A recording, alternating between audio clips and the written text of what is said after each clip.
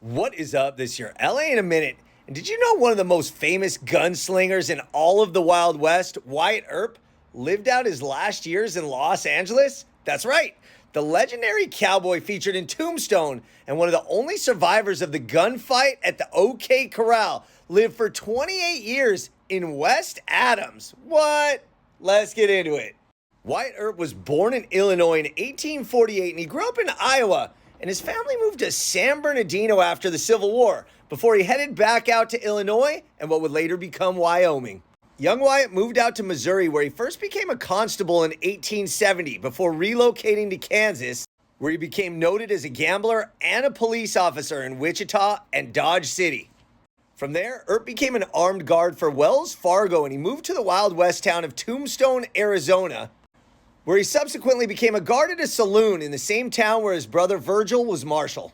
By 1881, a feud between the three Earp brothers and a local outlaw gang led by Ike Clanton escalated, and that led to the historic gunfight at the OK Corral.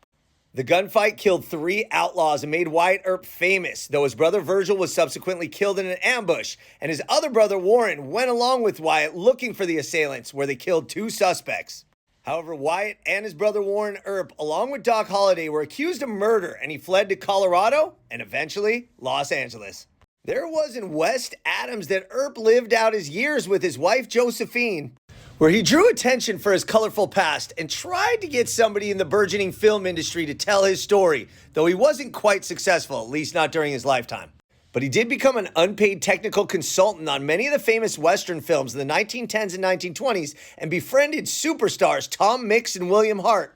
So much so that when Earp passed away, Tom Mix was actually a pallbearer at his funeral and openly wept. And although Wyatt Earp didn't quite find massive fame until he passed away, within a couple years, the book Wyatt Earp, Frontier Marshal by Stuart Lake was a bestseller and gave him his renown.